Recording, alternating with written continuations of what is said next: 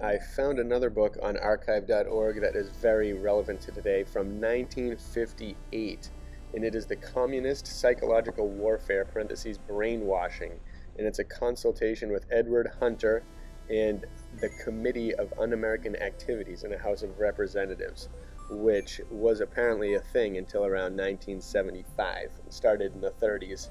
And yep, that definitely got taken over by the Judiciary Committee, which soon became corrupted, I'm sure, because this apparently has not been going on for a while because the enemy has appeared to have got inside of us and kind of done some damage.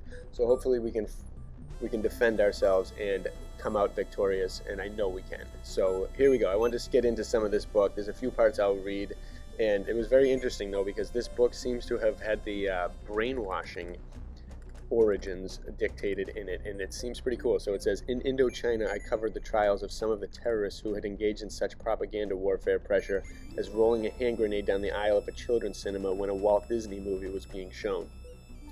Those on trial spoke the same language with the same expressions and the same explanations as I had heard from Red China and had read in the diaries kept by the guerrillas in Malaya.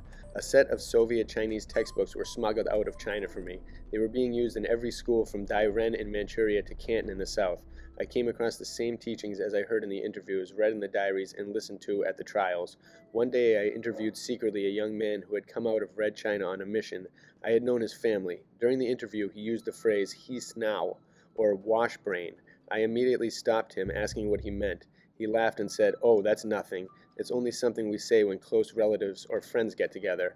When somebody said something the Peiping government wouldn't like, a relative or friend was liable to say to him, 'Watch out, you'll get your brains washed.' That was the first time I heard the word brainwashing. I was the first to use the word in writing in any language and the first to use it in speech in any language except for that small group of Chinese. That word and its connotation against the background that I had been weaving ever since I started in journalism, especially during the years since the Civil War in China became acute, was like a streak of lightning clarifying the pattern of which I had already discerned its shadows. Brainwashing was the new procedure built up out of all earlier processes of persuasion, using the Pavlovian approach to make people react in a way determined by a central authority, exactly as bees in a hive." So then there's this page, which kind of reads like Trump's 2018 executive order. It's pretty interesting. I recommend checking it out. It's just kind of legal mumbo-jumbo, but it just talks about having people, things set in place for when they catch people being traitors, and the communism sneaking its way in, weaseling its way in. So then after that it goes into a synopsis, which is about 4 pages, which I'll read, and then I recommend you check out the rest because the rest has some good stuff in it, and I'll also include a couple paragraphs. So here we go, some very telling stuff. Synopsis. Communist psychological warfare is now winning such extensive victories in the United States that the Red Bloc will not need to employ direct military force against us in order to win the total war which they are waging, with this country the principal target. Edward Hunter, American expert on communist brainwashing, warned in a consultation with the staff of the Committee on Un-American Activities. Mr. Hunter, whose career as a foreign correspondent, author, editor, world traveler, and specialist in propaganda warfare qualifies him as an authority on communist propaganda techniques, stated, "I spent 30 years, a little bit more perhaps, in countries under various forms of communist pressure and attack. What I am witnessing in America is no different from what I saw in those other countries. I am often referred to as someone who has made phenomenal predictions that prove correct on things to come. I have been watching developments under communism in other parts of the world, and now I see exactly the same developments here in America. These developments," he continued, "include first of all the penetration of our leadership circles by a softening up and creating a defeatist state of mind.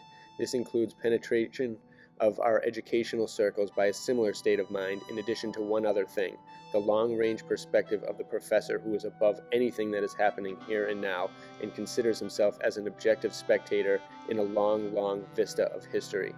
I see primarily as part of this softening up process in America the liquidation of our attitudes on what we used to recognize as right and wrong, what we used to accept as absolute moral standards. We now confuse moral standards with a sophistication of dialectical materialism, with a communist crackpot theology, which teaches that everything changes and that what is right or wrong, good or bad, changes as well. So nothing they say is really good or bad. There is no such thing as truth or a lie, and any belief we actually held was simply our being unsophisticated. They don't say this in so many words, except to those who are already indoctrinated in communism. What they do say to the rest of us is to be objective, and then they twist that word objective into meaning what they mean by dialectical materialism. War has changed its form, Mr. Hunter declared. The communists have discovered that a man killed by a bullet is useless. He can dig no coal. They have discovered that a demolished city is useless. Its mills produce no cloth. The objective of communist warfare is to capture intact the minds of the people and their possessions so they can be put to use. This is the modern conception of slavery that puts all others in the kindergarten age. The United States is the main battlefield in this Red War. I mean specifically the people and the soil and the resources of the United States. It should be obvious to anyone who has observed the so-called Cold War that the United States is its principal target. We need only read what the communists themselves say, but we refuse to do so, exactly as we could not believe that Hitler meant what he said in Mein Kampf. The first battles in this total war have already been won by the forces of international communism in the United States. These victories are identical to those they have won in every country which they have ultimately taken over. They have succeeded in softening up a large element of the American population, particularly among those to whom we look for guidance, our so-called intellectuals and our so-called liberal circles. They have succeeded in making the United States think and talk of a coexistence period as if that were an end in itself, while in other parts of the world, as in India, the Reds frankly explain what this coexistence is, merely intended to give the Americans an easy way to choose their road toward communism. This is strategy. The Kremlin is merely giving the United States a choice of surrendering by voluntary change of attitude to avoid more destructive ways of surrender. Unfortunately, in the United States, large elements, mainly among our non-communist population, have been softened up into believing that if we can just stall on this situation, it will take care of itself. The Reds have succeeded in inducing business communities to look to Soviet trade as a means of restoring prosperity. Large business elements with all their financial and other resources are now being used to help the communist objective of softening up America for recognition and acceptance of Red China, for instance. The communists are being abetted in their brainwashing program in the United States, Mr. Hunter declared, by the collapse of traditional American ideals of self-reliance and individual integrity.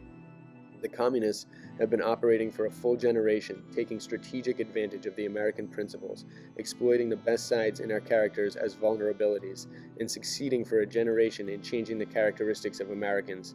I remember when I was a young man, every personnel department was looking for leadership qualities.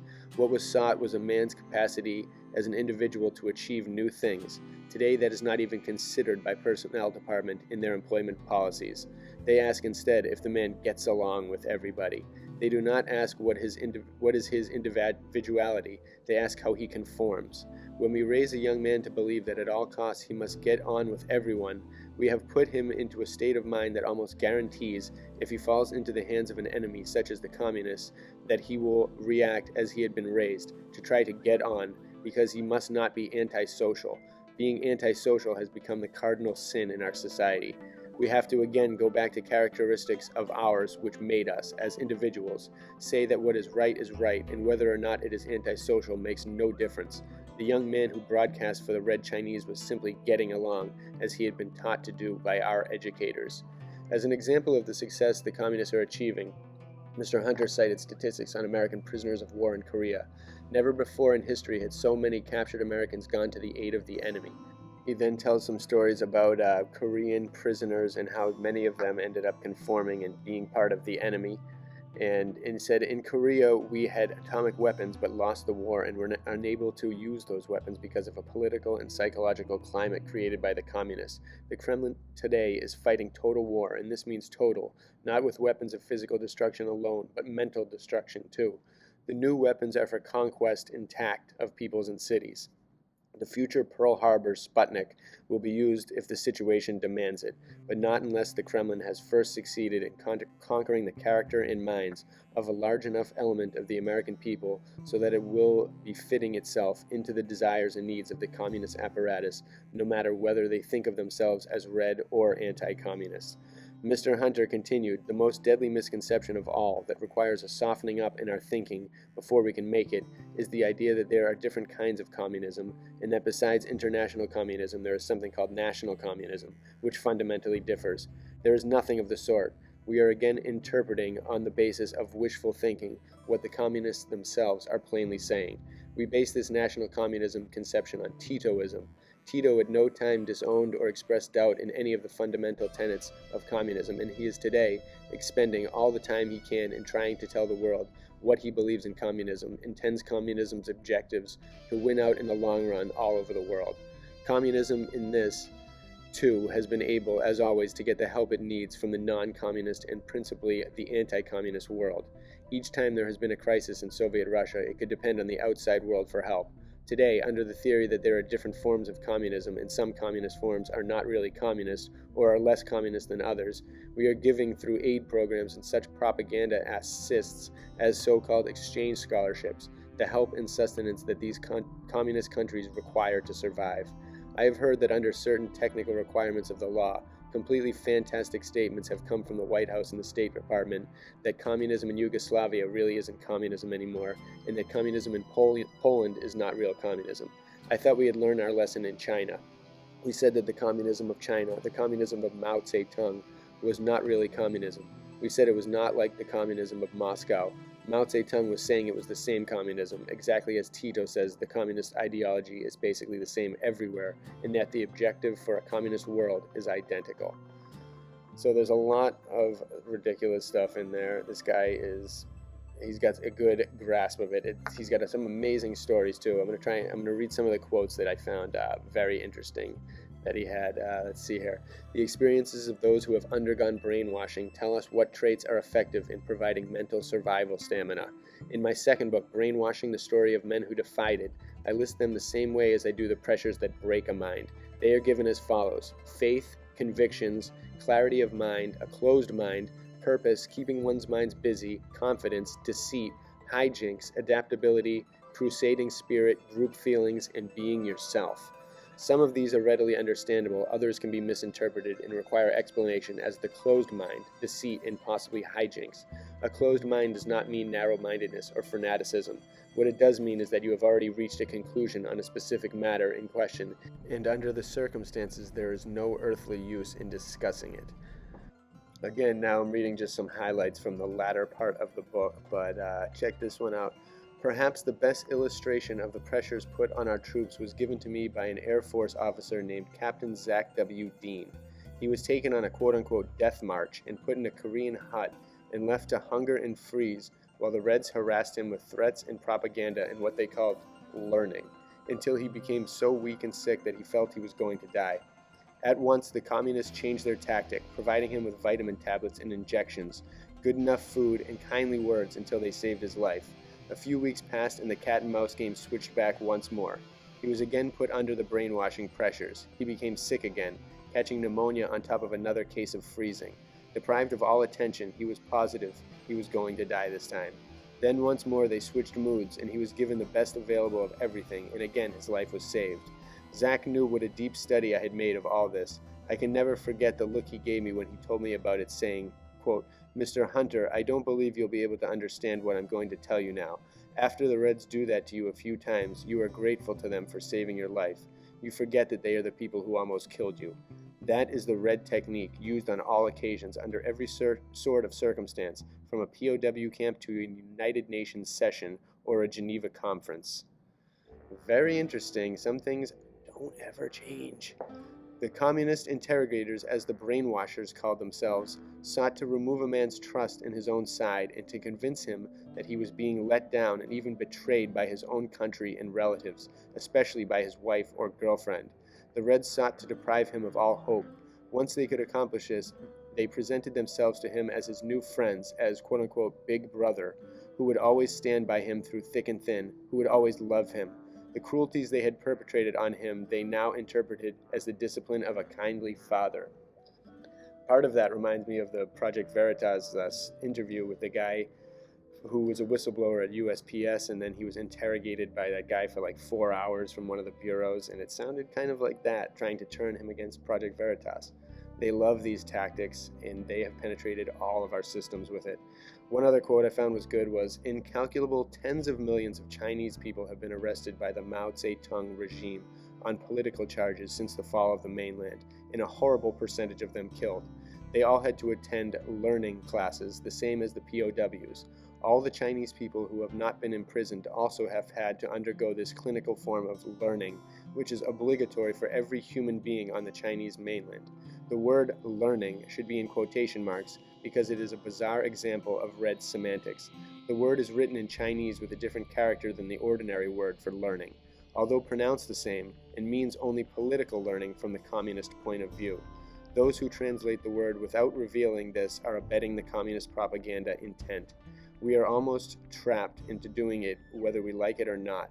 That is red semantics, the most effective of the tools utilized in brainwashing. So again, wow, what a crazy thing from the 50s. This is from the 58s, and now it's 2020. And look where we are. Uh-oh. So there is no telling whether the military is going to step in and save us from this war that no one is talking about, that's been waged on us for a very long time, or if we're just going to continue sinking deeper into a godless hole that is just run by these liberal nut jobs who are masquerading as whatever they are, saints, but are actually demons in communist disguise. And this country has been invaded. Wake up. Tell your friends. Tell everybody. It is a war whether you like it or not, and that's the way they fight. They do it this way. They don't drop bombs in the old way and kill a bunch of people. They just take over your mind and your country.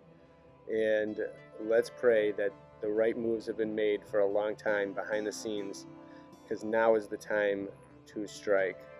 Please, military, do what we all pray you are going to do. Bring all these treasonous criminals to justice and restore peace to America and restore the power and voice to we the people, the Americans. Bless you all.